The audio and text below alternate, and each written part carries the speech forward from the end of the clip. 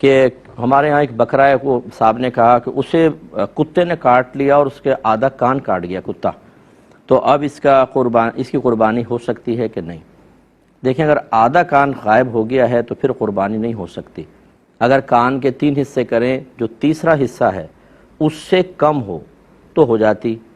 لیکن اگر تیسرے حصے کے برابر یا اس سے زیادہ ہو تو پھر قربانی نہیں ہوتی، یہ عیب دار جانور کہلاتا ہے۔ اب آپ یہ کر سکتے ہیں، کسی قصائی سے بات کر کے اس کو بیچ دیں اور پیسے آئیں اس میں ملا کے نیا جانور خرید لیں، لیکن اس کی قربانی بہرحال نہیں ہو سکے گی۔ یہ کہتے ہیں کہ یہ سنا ہے کہ جو بچوں میں عادات ہوتی ہیں، کچھ خصلتیں ہوتی ہیں، وہ خاندانی ہوتی ہیں، ماں باپ سے آتی ہیں، تو ان کے کوئی ریلیٹیو ہیں، وہ کہتے ہیں کہ بچے کوئی بھی خطا کریں، غلطی کریں، کہتے ہیں یہ تو خاندان سے آئی ہیں بچوں کے اندر، ایسا کہنا صحیح ہے یا نہیں ہے؟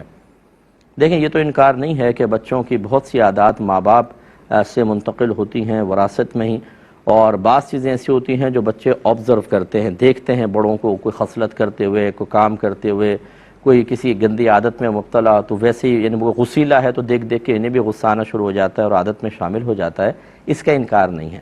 لیکن سوال یہ پیدا ہوتا ہے کہ کیا اتنی بات کہہ کے جان چھڑانا ٹھیک ہوگا کہ یہ تو خاندانی اثرات ہیں، کیا اس کو تبدیل کرنے کی ضرورت ہے؟ اس کو شرعی تقاضے کے مطابق بچوں کو تربیت کر کے انہیں شرعی سانچے میں ڈھالنے کی ضرورت ہے، اور کیا یہ ممکن ہے؟ تو جی بالکل ممکن ہے، کیونکہ صحابہ کرام علیہم رضوان کے اندر جو عادات تھیں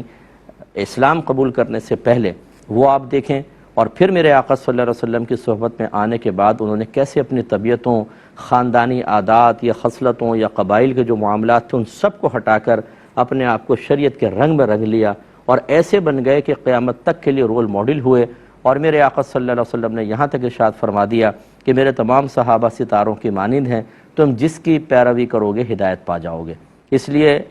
ہتھیار ڈال دینا، اپنی تربیت میں کوتاہی کا پردہ ڈھکنے کے لیے خاندان کے اوپر ڈال دینا، یہ بالکل ٹھیک نہیں ہے۔ آپ میدان محشر میں اگر بچوں کی تربیت نہیں کی تھی، اگر ان کو دین نہیں سکھایا تھا، اگر ان کی بری عادات تبدیل کرنے کی کوشش نہیں کی تھی، تو میدان محشر میں ان بچوں کی وجہ سے جواب دہ ہوں گے، اور وہاں یہ جواب قابل قبول نہیں ہوگا جی کیا کریں، خاندانی اثرات تھے، تبدیل کرنے کی ضرورت ہے، اور تبدیل کریں گے تو انشاءاللہ ہو جائیں گی۔ ہم خود تبلیغ دین کے شعبے سے وابستہ ہیں، ایسے لوگوں کو ہم نے دیکھا ہے کہ جو انتہائی خراب قسم کے عادات میں مبتلا تھے، لیکن اب آپ ان کو دیکھیں تو ان کا ظاہر بھی خوبصورت ہو گیا ہے، اور اللہ تعالیٰ نے باطن کو سنوارنے کی بھی توفیق عطا فرمائی ہے۔ تو یہ پاسبل ہوتا ہے، ناممکن نہیں ہے، جان نہ چھڑائیں۔